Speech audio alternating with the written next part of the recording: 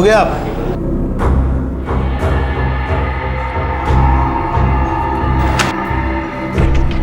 $50,000 बाकी काम होने के बाद।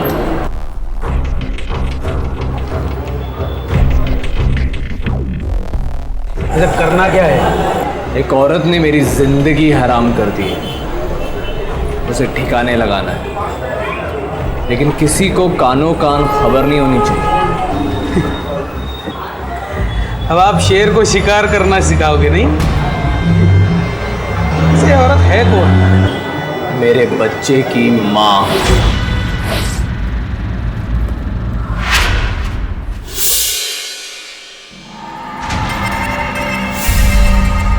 मत रो।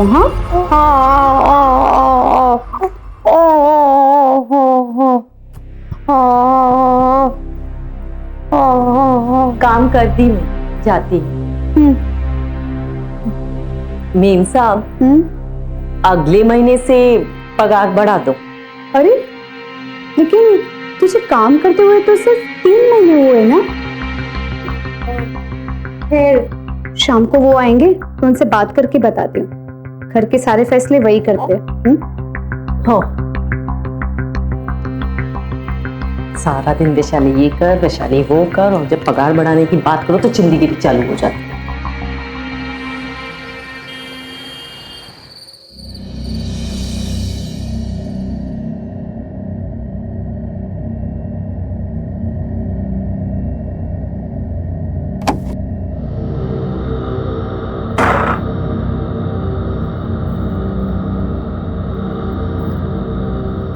आप आ गए?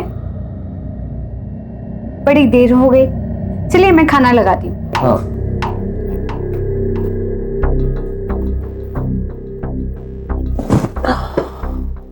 अरे मुझे आपसे एक बात करनी थी। वो अपनी मेड है ना वैशाली, उसके बारे में। वो बोल रही थी कि मेरी पगार बढ़ा के दो। अब सारी बातें अभी करोगी क्या? चलो आओ।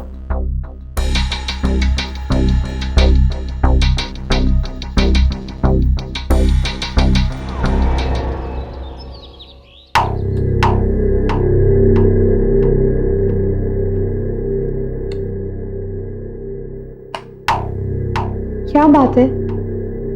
आप नाराज है? तुम्हें परवाह है? आजकल तुम मेरे पास भी नहीं आती हो। मानो वंश के आने से इन सारी चीजों में तुम्हें इंटरेस्ट ही नहीं रहा। नहीं, आप गलत समझ रहे हैं। वंश सिर्फ 3 महीने का है और वो बीमार भी तो रहता है ना। उसे मेरी जरूरत है। और मेरी जरूरत? उसका क्या? अपनी ही पत्नी के पास आने के लिए मुझे और कितना इंतजार करना पड़ेगा?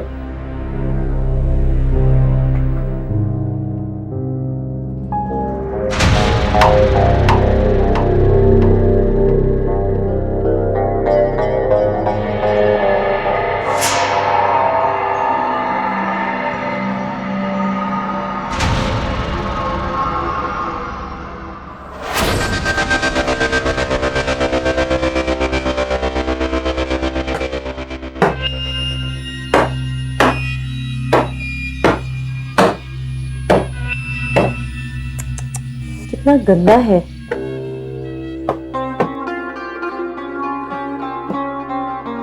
ओह,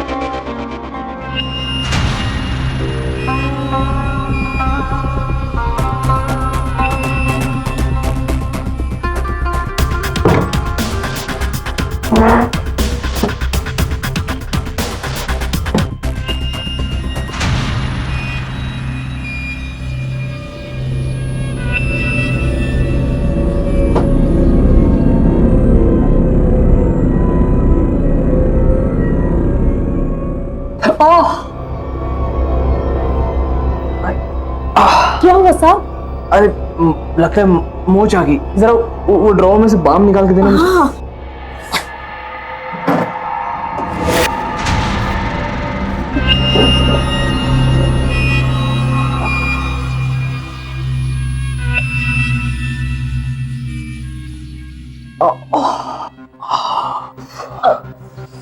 लाओ ना साहब, मैं लगाती है। मेरे को मसाज करना बहुत अच्छी तरह आता है।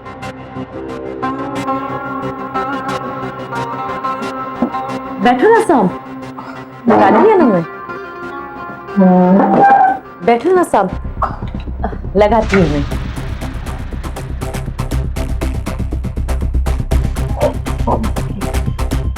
थोड़ा और नीचे, यहाँ नहीं थोड़ा और नीचे, अब ठीक है। नहीं थोड़ा और नीचे। अब एक मिनट, मैं शर्ट निकाल देता हूँ। हाँ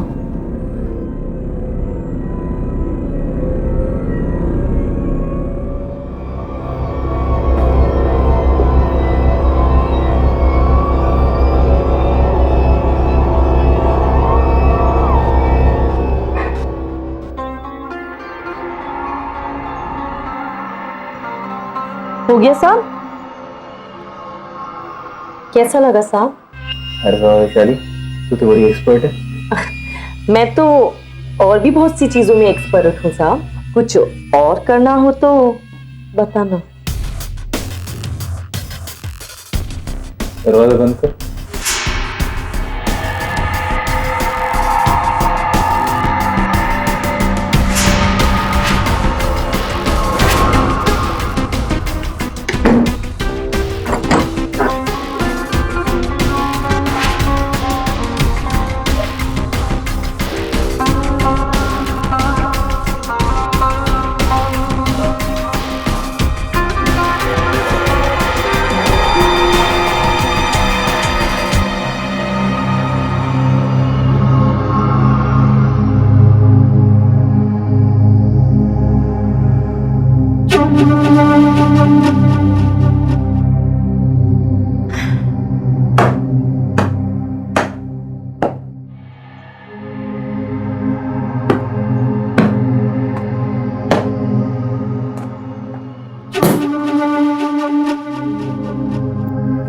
ये है क्या वैशाली, ऐसे काम करते?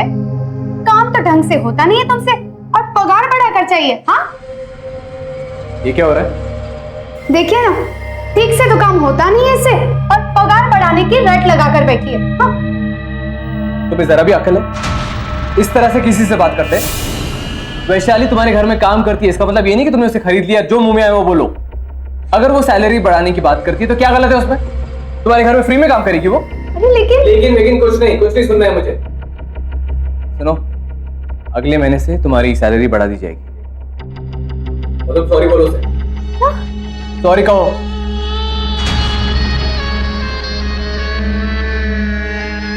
सॉरी।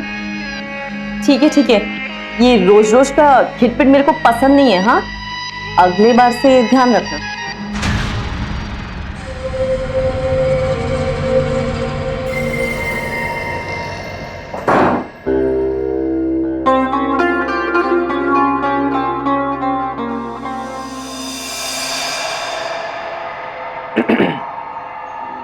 क्या?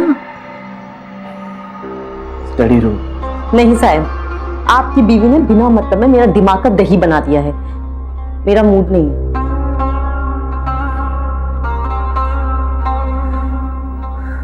तुझे पता है तू कितनी क्यूट बातें करती। कूट बोले तो? चल बता दो। साहिब, मेम साहब घर पर है। अगर पता चल गया ना तो बिना मतलब में राशन पानी लेके मेरे सर पर बैठ जाएगी। जब कहीं बाहर जाएंगे तब मिलना। आजकल वो बाहर जाती नहीं है और तुझसे मैं दूर रह नहीं सकता। कुछ तो करना पड़ेगा।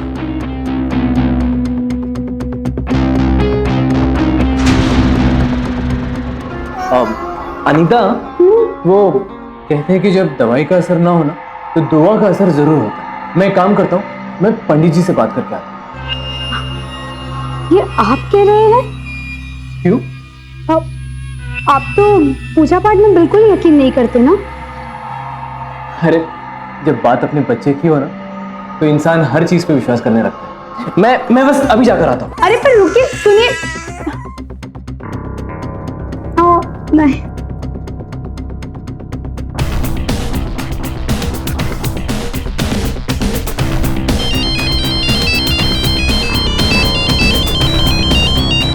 हेलो। हाँ अनीता। हाँ। अनीता मैं पंडित जी के पास ही खड़ा हूँ। क्या कह रहे हैं वो कह रहे हैं कि ऐसा तभी होता है जब माँ की नजर बच्चे को लगती है। क्या? लेकिन तुम परेशान मत हो, पंडित जी ने एक उपाय भी बताया है। उन्होंने कहा है कि माँ को बच्चे के लिए एक खास पूजा करनी पड़ेगी। पूजा? कैसी पूजा?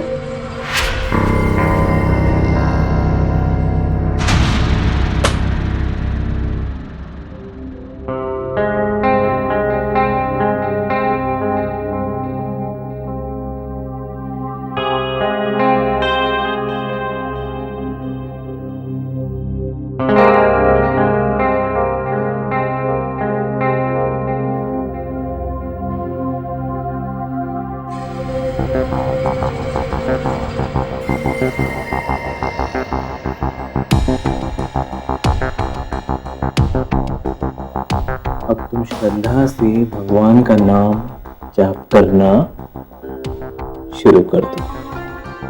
पंडित जी ने कहा है 10,000 बार तुम्हें भगवान का नाम लेना है। ना तो तुम कुछ बुरा देखोगी और ना ही बुरा सुनोगी। ये लो।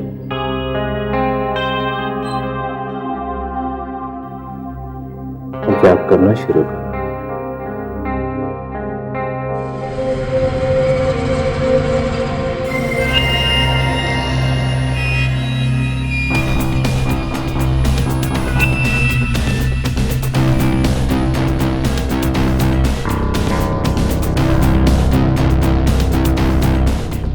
इसकी तो साधना शुरू हो गई, अब हमारी भी साधना हो जाए।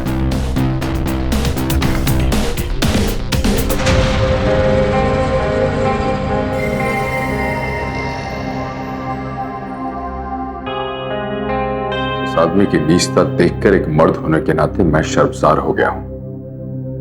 पति पिता छोड़िए, ये इंसान कहलाने के लायक नहीं है। जब इसकी मासूम पत्नी को इसकी सबसे ज्यादा जरूरत थी तब ये उसी की पीठ के पीछे घर में काम करने वाली बाई के साथ नाजायज संबंध बना रहा था।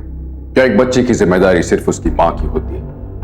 क्या एक पिता की जिम्मेदारी सिर्फ बच्चा पैदा करना है?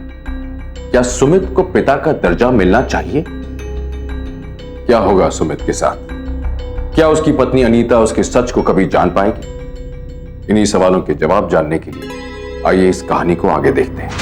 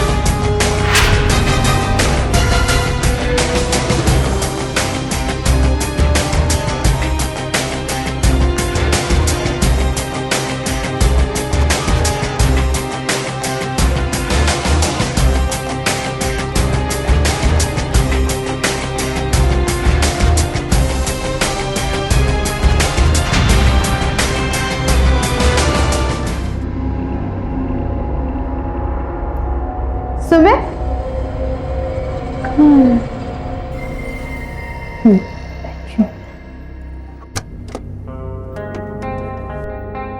सुमित?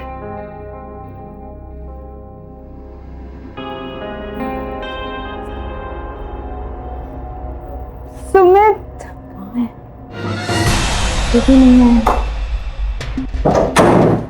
सुमित ये भी नहीं है। अच्छा सुमित, दरवाजा लॉक है। सुमित आप अंदर हैं? सुमित आप अंदर हैं? सुमित आप अंदर हैं?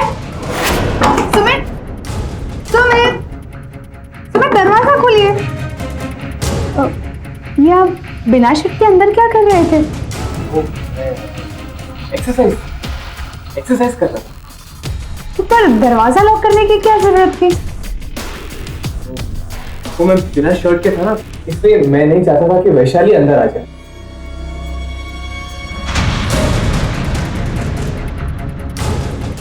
अच्छा वैसे वैशाली है किधर? देखा क्या आपने उसे? अरे वंश उठ गया, मैं जा रही हूँ।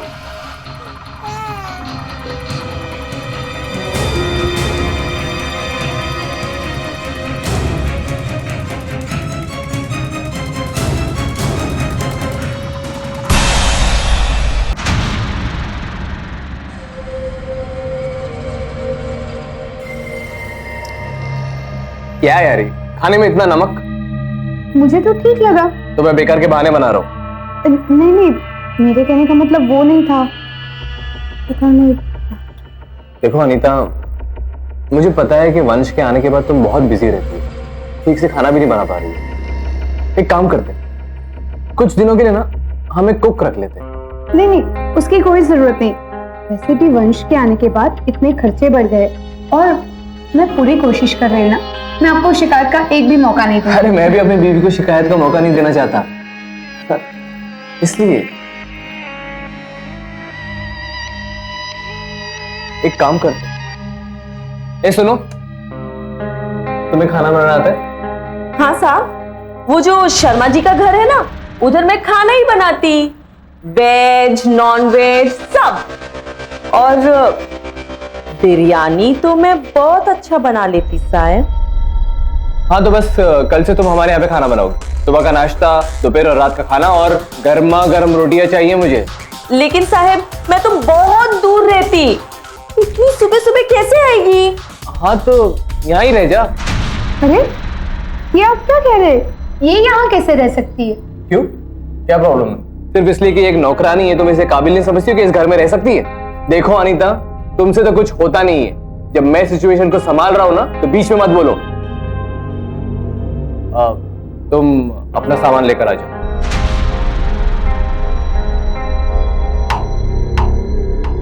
अनीता जल्दी चलो, हॉस्पिटल के लिए देर हो रही है। अरे हेलो, हाँ रोहित, अरे मैंने तो ऑफिस से छुट्टी ली थी आज। तो वंश को हॉस्पिटल ले जाना था ना? क्या अर्जेंट है? अच्छा ठीक है। अरे अनीता, वो अर्जेंट काम आ गया, ऑफिस जाना पड़ेगा। कोई बात नहीं, मैं अकेली हॉस्पिटल चली जाऊंगी। तुम चली जाओगी ना? ठीक, तुम निकलो, मुझे कुछ पेपर्स लेने। ठीक है, आओ। बाय। बाय।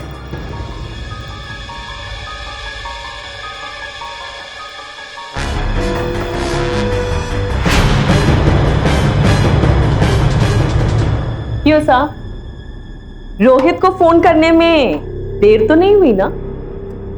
तुझे किसी चीज में देरी होती है कि कभी? छोड़ो साहब। अरे अभी तो बिरयानी पकाना बाकी है। और अगर आपकी बीवी मुंह में कंकड़ बनकर आ गई तो? उससे तो अभी 3-4 घंटे लगेंगे आने के लिए। मेम साहब क्या साहब, मेम साहब का नाम सुनते ही आप डर जाते हो। अच्छा, आप भी दिखाता हूँ।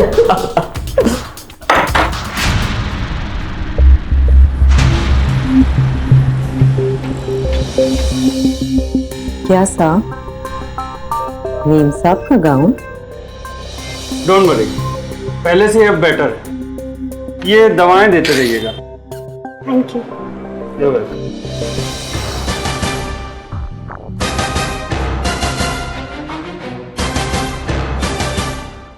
कैसा लग रही है ना मैं एकदम मेम साहब जैसी?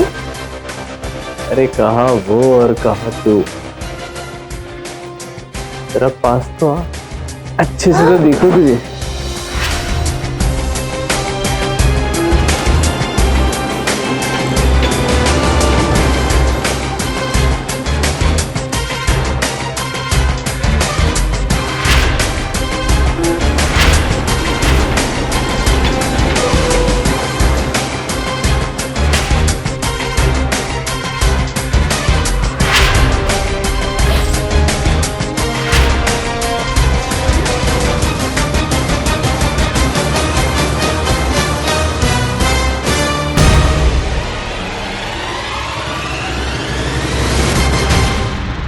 अरे आप ऑफिस नहीं गए?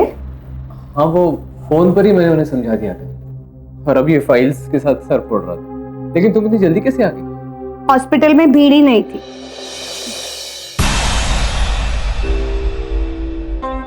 तू क्या कर रही है मेरे गाउन के साथ?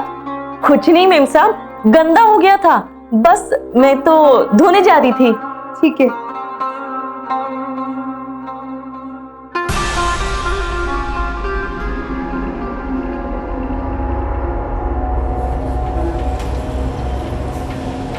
अरे मेरी जान, एक अच्छी खबर है तेरे लिए। अनीता 1 महीने के लिए अपने मैके जा रही है, मतलब पूरे घर में सिर्फ मैं और तू। साहब मैं पेट से है।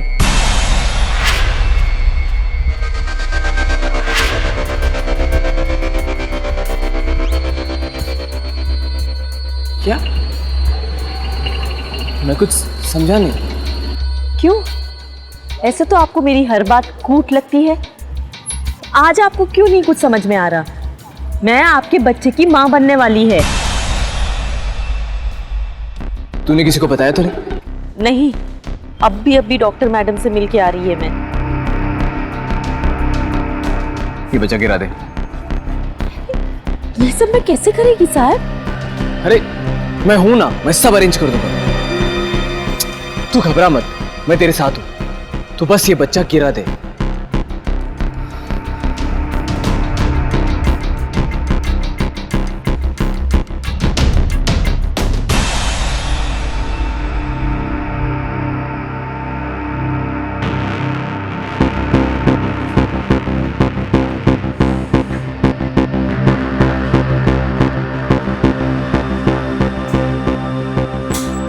साहब मेरे को ये बच्चा रखने का है। पागल होगी ये तू। नहीं साहब, ये बच्चा हमारे प्यार की निशानी है, वैसे नहीं मारेगी साहब। देख वैशाली, अगर तेरे को ये बच्चा रखना है ना तो तेरे को ये शहर छोड़ के जाना पड़ेगा। तू गांव चली जा। अगर यहाँ रहेगी ना तो 100 सवाल खड़े हो जाएंगे। क्यों साहब, फिर हम मिलेंगे कैसे? देख वैशाली, मुझे भी ये सब कुछ अच्छा नहीं लग रहा है, लेकिन मैं एक शादीशुदा इंसान हूँ, समझा करना कुछ। वाह साहब, आप चाहते हो कि मैं अपने पुणे का काम धाम छोड़ के अपने गांव चली जाऊं और आप यहाँ अपने बीवी के साथ ऐश करो जैसे कि कुछ हुआ ही नहीं। अरे इसलिए तो कह रहा हूँ कि बच्चा गिरा दे, सब कुछ पहले जैसा हो जाएगा। वैशाली यादव तो बुला रहा है।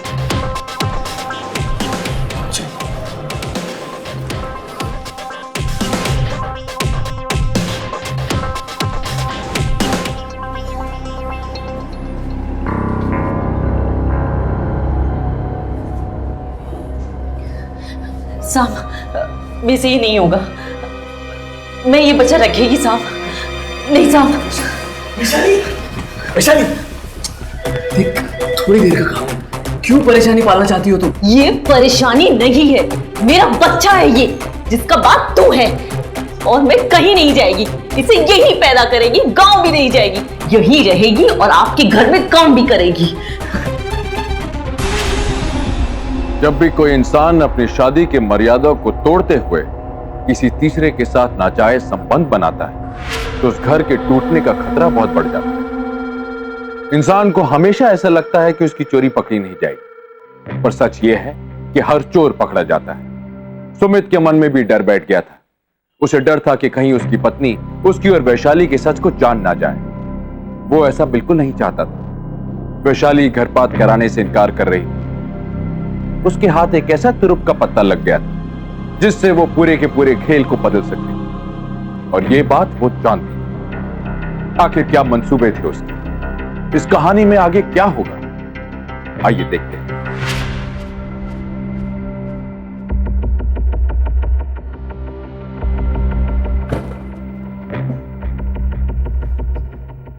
तू जानती है ना तू यहाँ काम नहीं कर सकती। काय को हट रही है? डर लग रहा है कि थोड़े ही दिन में आपके पाप का घड़ा आपकी बीवी को नजर आने लगेगा। देख, तू यहाँ से चली जा, बदले में तुझे जो चाहिए मैं तुझे दूंगा। 5 लाख। अगर आप सच में चाहते हैं कि मैं यहाँ से चली जाए तो 5 लाख लेगी मैं। 5 लाख? तेरा दिमाग खराब हो गया?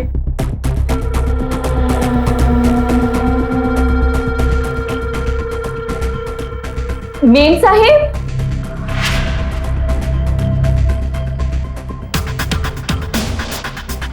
मेम साहेब। हाँ, क्या हुआ? वो आपसे एक बात कहनी थी। हाँ बोलो। वो फ्रिज में जो दही है ना, वो खराब हो गया है। खाएगी तो पेट में दर्द होगा। ठीक है, फेंक दूंगी।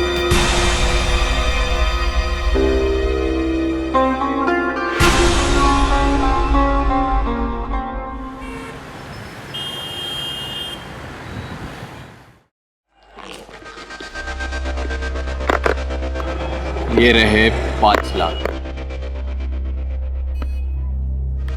अभी से ले और अपने गांव निकल जा।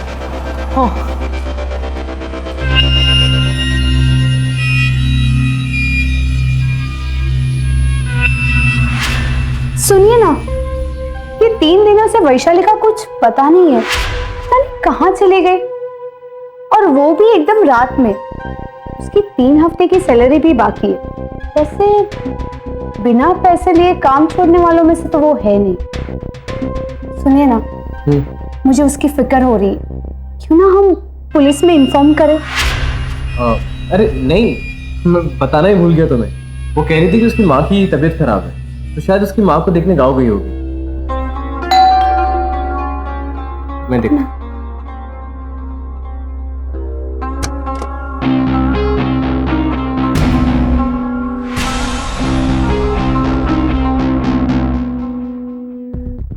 अरे वैशाली, घर पे सब ठीक है ना? सुमित कह रहे थे कि तुम्हारी माँ की तबीयत ठीक नहीं है। हाँ, उनकी तबीयत खराब थी, लेकिन अभी वो पहले से बहुत ठीक है, तो मैं वापस आ गई। अच्छा, अभी बोलो क्या क्या काम करने का है मेरे को। तुम जाओ अंदर, मैं आती हूँ।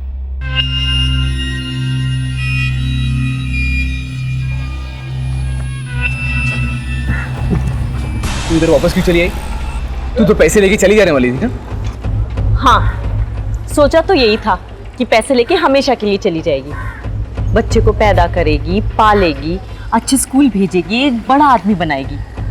पर इस सब के लिए 5 लाख कम पड़ेंगे ना साहब? और उसका बाप भी पल्ला झाड़ रहा है, तो फिर पैसे कौन देगा?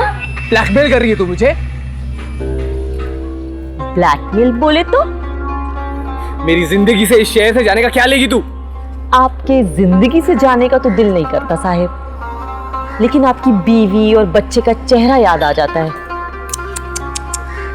10 लाख दे दे, मैं चली जाएगी हमेशा के लिए। अपने औकात में रह के अपना मुंह खोल। इतने पैसे नहीं है तुझे देने के लिए मेरे पास। और तेरा क्या भरोसा, पैसे लेके यहां से नहीं गई तो? अब इतना रिस्क तो लेना ही होगा ना साहेब।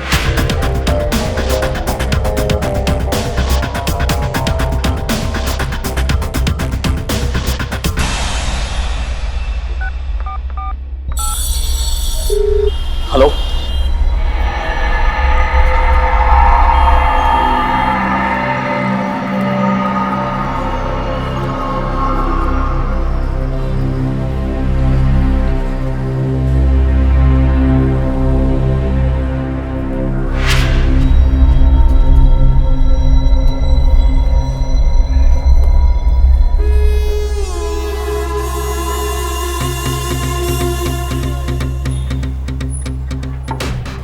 लोगे आप? 50,000 बाकी काम होने के बाद। मतलब करना क्या है? एक औरत ने मेरी जिंदगी हराम कर दी, उसे ठिकाने लगाना है, लेकिन किसी को कानों कान खबर नहीं होनी चाहिए। अब आप शेर को शिकार करना सिखाओगे नहीं? ये औरत है कौन? मेरे बच्चे की माँ।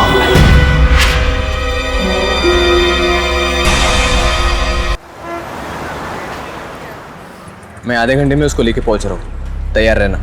मैं तैयार हूँ।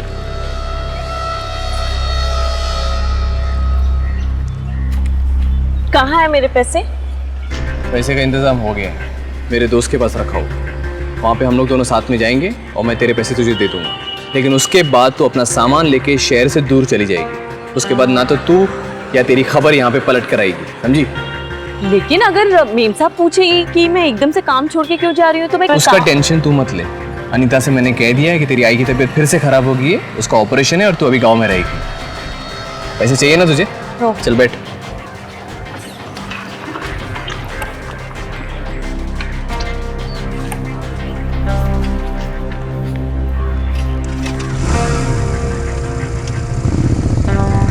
कहाँ रहता है आपका दोस्त? मेरी 15-20 मिनट लगेंगे। मेम साहब का फोन है। मेम साहब, हेलो वैशाली, किधर है तू? आज का खाना नहीं बनाना है क्या? अब मैं आपके घर में काम नहीं कर रही है, साहब नहीं बताए? साहब ने तो मुझे कुछ भी नहीं बताया, लेकिन तू ऐसे अचानक काम क्यों छोड़ रही है? ऑपरेशन है ना, साहब ये भी नहीं बताए? किसका ऑपरेशन और कौन सा ऑपरेशन? देख, साहब ने मुझे कुछ भी नहीं बताया। मेम साहब मैं आपको बाद में फोन करती है। साहब आप मेरे को झूठ क्यों बोले? काहे को ये कहानी बनाए? मेम साहब को तो कुछ भी नहीं पता है। अब मुझे आप पे बिल्कुल भरोसा नहीं है। अगर आपको पैसे देने होते तो आप मेरे को वहीं पे पैसे दे देते। आप गाड़ी रोको, गाड़ी रोको आप। अगर आप गाड़ी नहीं रोकोगे तो मैं मेम साहब को अब भी फोन करती है।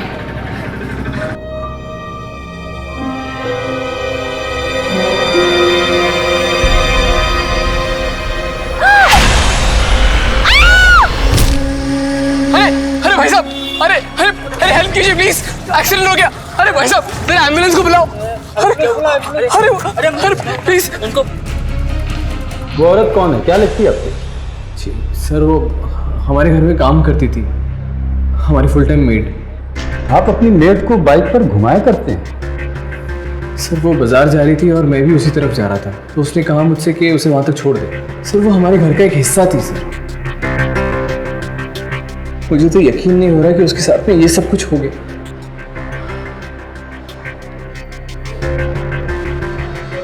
आपने देखा था जब ये एक्सीडेंट हुआ था? जी सर, देखा था। उस औरत की साड़ी का पल्लू मोटरसाइकिल के पहिए में उलझ गया और वो अचानक से गिर गई। बहुत खून बह रहा था उसको। ये उसे बचाने भी गया लेकिन वो तब तक बेहोश हो गई। उसके बाद फिर हम लोग उसे हॉस्पिटल ले आए।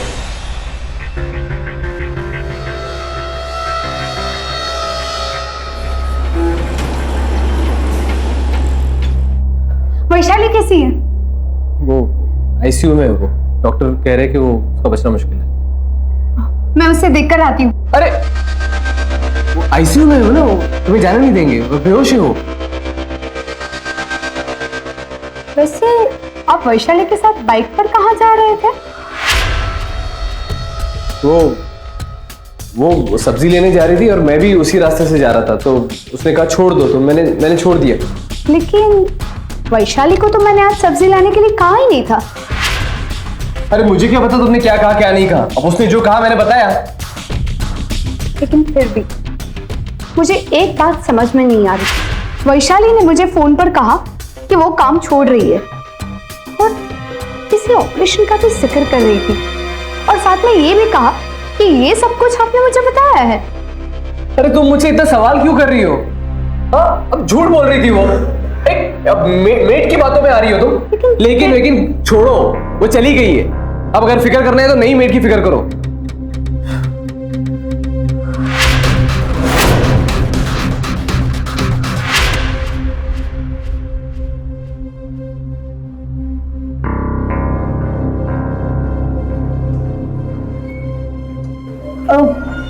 वैशाली जाधव की तबीयत कैसी है? आप कौन? मैं उनकी दोस्त हूँ। देखिए, पहले से बेटर है, लेकिन खतरे से बाहर नहीं। 48 घंटे के बाद ही हम कुछ बता सकते हैं। लेकिन सॉरी, हम उनके बच्चे को नहीं बचा सके। क्यों? वैशाली प्रेग्नेंट थी?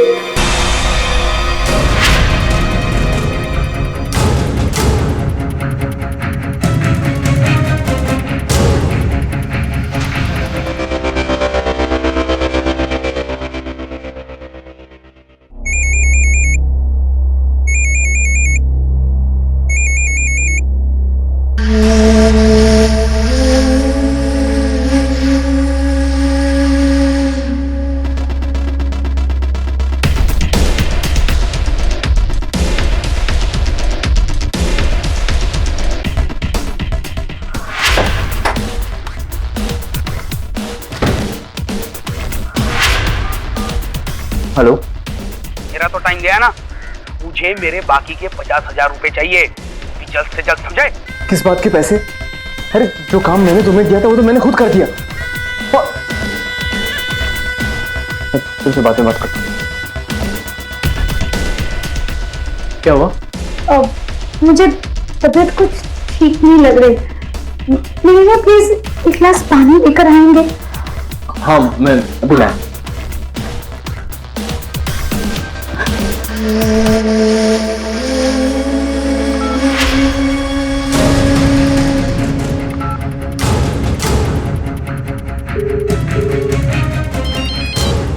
देखो साहब, आपने मुझे उस औरत वैशाली को मारने के लिए कहा था।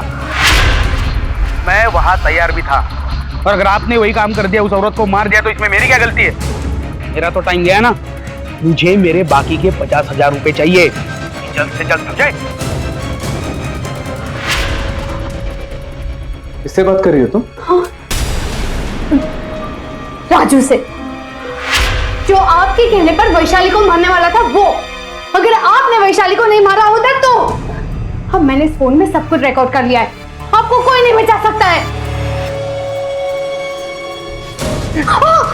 छोड़िए मुझे, छोड़िए।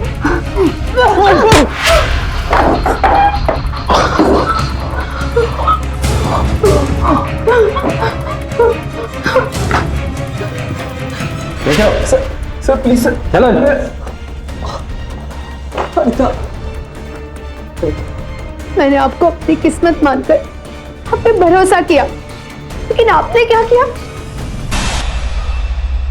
ले जाइए इन्हें यहाँ से, ले जाइए। इन्होंने सिर्फ मेरे विश्वास का खून नहीं किया, बल्कि एक बच्चे का भी खून किया है। और इनकी वजह से, सिर्फ इनकी वजह से आज एक औरत अपनी मौत से लड़ रही है। ले जाइए इन्हें, और कड़ी से कड़ी सजा दीजिए।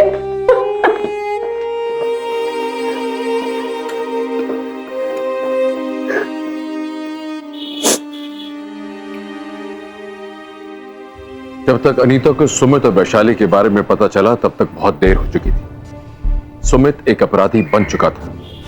सुमित को वैशाली का कत्ल करने की कोशिश के जुर्म में आईपीसी की धारा 307, क्रिमिनल कॉन्स्पिरेसी रचने के जुर्म में आईपीसी की धारा 120B के तहत 10 साल की सजा सुनाई गई। शादीशुदा जिंदगी सिर्फ भरोसे के सहारे ही चल सकती है, पर आप आंखें बंद करके किसी पे भरोसा नहीं कर सकते, चाहे वो आपका पति या पत्नी ही क्यों ना हो।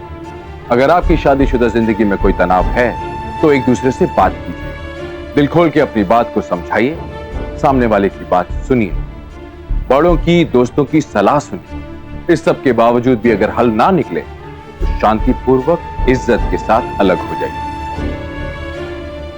तनाव का बहाना बनाकर, तनाव का तर्क देकर अपराध कर बैठना, अपराध करना नाजायज है। आइए एक दूसरे की बात सुने, एक दूसरे को समझें, एक दूसरे के साथ प्रेम और इज्जत के साथ पेश आए।